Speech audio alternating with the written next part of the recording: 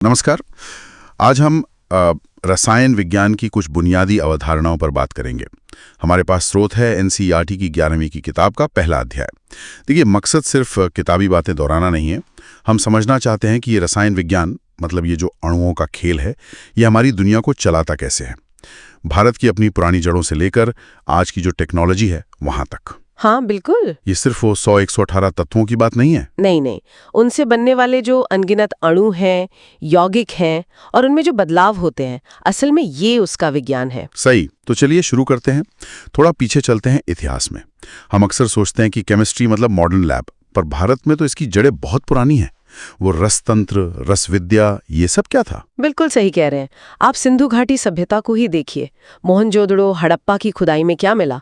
पक्की ईंटें मिली, हाँ, मिट्टी के बर्तन मिले, कुछ तो ग्लेज्ड भी थे, चमकदार, और फेयाम्स, एक तरह का पुराना कांच समझिए। अच्छा। हाँ, ये सब बिना किसी रासायनिक समझ के कैसे बनता? फिर धातु का काम, तांबा, कांसा, फिर बाद में लोहा निकालना, ये तकनीकें यहीं पनपी थीं। मतलब ये सिर्फ क्राफ्ट नहीं था, प्रैक्टिकल केमिस्ट्री थी उस जमाने की। बिल्कुल, व्यवहारिक रसायन शास्त्र था। और ये सिर्फ चीजें बनाने तक नहीं रुका होगा। मैंने आयुर्वेद का भी सुना है, वो भस्म वगैरह। हाँ, आयुर्वेद में तो कमाल का इस्तेमाल है। चरक संहिता, सुश्रुत संहिता, इन ग्रंथों में बाकायदा लिखा है कि क्षार कैसे बनाएं, सल्फ्यूरिक एसिड, नाइट्रिक एसिड, इनकी विधियां दी गई हैं। अरे वाह। और धातुओं के भस्मों से इलाज। और सबसे दिलचस्प बात यह है कि आज जब इन भस्मों को जांचते हैं ना, हाँ। तो उनमें नैनो पार्टिकल्स मिलते हैं। क्या बात है, मतलब तब की टेक्नोलॉजी। बिल्कुल, प्राचीन ज्ञान और आज की नैनो टेक्नोलॉजी देखिए कैसे जुड़ रही है। और हाँ, आचार्य कणाद को कैसे भूल सकते हैं? कणाद, परमाणु वाले। हाँ, वही परमाणु, पदार्थ का वो कण जो और टूट नहीं सकता। ये विचार उन्होंने जॉन डाल्टन से सदियों पहले, लगभग 2500 साल पहले दे दिया था। कमाल है, ये तो सोचना ही अद्भुत है। मतलब केमिस्ट्री सिर्फ लैब की चीज नहीं, हमारी संस्कृति, हमारी सोच में घुली मिली है। पर चलिए अब आज पर आते हैं। आज की दुनिया में इसका असर कहाँ दिखता है, लैब से बाहर? अरे कहाँ नहीं दिखता। आप सुबह उठते हैं, रात सोते हैं, हर चीज में है। सोचिए, खेतों में फसल अच्छी हो, उसके लिए उर्वरक कौन बनाता है? रसायनज्ञ। हाँ। बीमार पड़ते हैं, दवाएं लेते हैं। कैंसर जैसी बीमारियों के लिए सिस्प्लेटिन है, टेक्सोल है। एड्स के लिए एजीटी। ये जीवन बचाने वाली दवाएं रसायन विज्ञान की ही देन है। सही बात है। फिर रोजमर्रा की चीजें, साबुन, डिटर्जेंट, प्लास्टिक, कपड़े, सब कुछ। और जो आज की हाईटेक दुनिया है, कंप्यूटर चिप्स। हाँ, ऑप्टिकल फाइबर। बिल्कुल, तेज इंटरनेट वाले ऑप्टिकल फाइबर, ये सब खास रासायनिक प्रक्रियाओं से ही बनते हैं। कोई भी देश आगे बढ़ता है तो उसमें इन उद्योगों का बहुत बड़ा हाथ होता है। और ये जो आजकल पर्यावरण की इतनी चिंता है, हाँ, उसमें भी केमिस्ट्री मदद करती है। हाँ, करती भी है और चुनौतियां भी खड़ी करती है। दोनों बातें हैं। जैसे वो ओजोन लेयर को नुकसान पहुंचाने वाले CFCs थे, हाँ, क्लोरोफ्लोरोकार्बन, उनके सुरक्षित विकल्प वो रासायनिज्ञों ने ही खोजे। तो ये तो हुई मदद। लेकिन हाँ, ग्रीन हाउस गैसें हैं, जलवायु परिवर्तन है, ये बड़ी चुनौतियां हैं जिनके हल में भी केमिस्ट्री की भूमिका होगी शायद। यकीनन होगी। जैसे बेहतर बैटरी बनाना, सोलर सेल को और एफिशिएंट बनाना, या कार्बन को कैप्चर करने के तरीके ढूंढना। इन सब में रसायन विज्ञान ही काम आएगा। चलिए, ये तो हुई बड़ी बातें, पर इनको समझने के लिए थोड़ा बेसिक पर लौटना होगा। सबसे पहले, ये द्रव्य क्या भला है? मैटर भी चीज जिसमें वजन हो, मतलब द्रव्यमान हो, और जो जगह घेरे, बस वही द्रव्य है।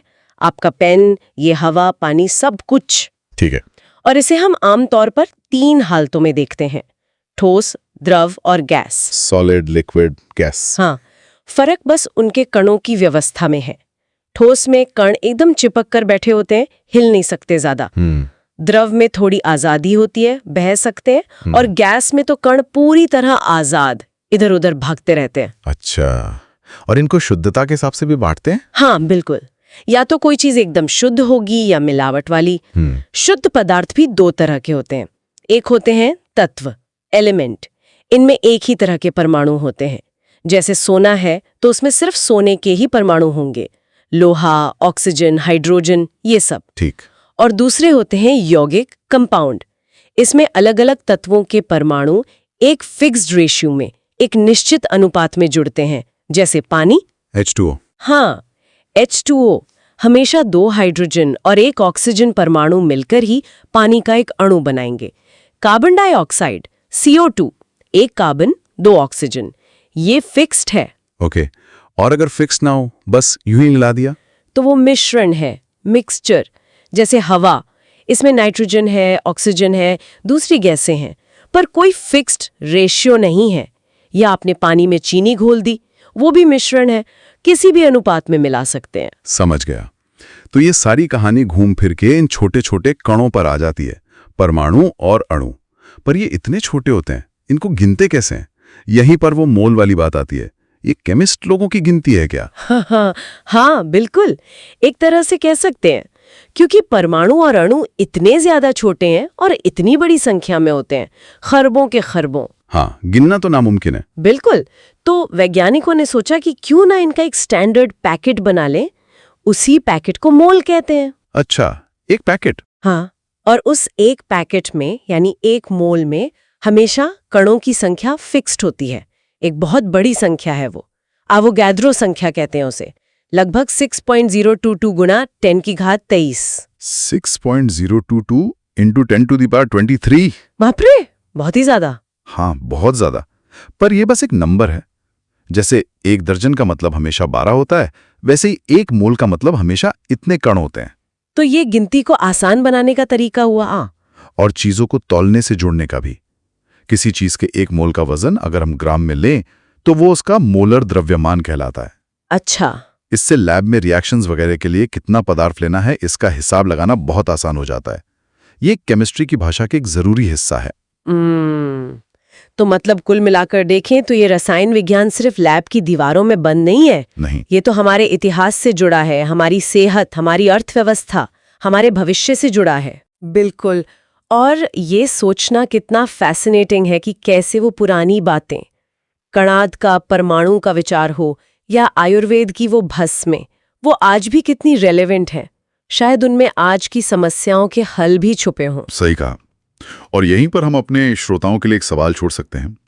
जरा सोचिए, क्या भारत के प्राचीन रासायनिक ज्ञान में, चाहे वो धातुओं को शुद्ध करने की तकनीक हो या रंग बनाने की या वो औषधीय नुस्खे, क्या उनमें आज की जो चुनौतियां हैं, जैसे प्रदूषण को कम करना या सस्टेनेबल चीजें बनाना, इनके लिए कोई प्रेरणा, कोई अनदेखा रास्ता छुपा हो सकता है?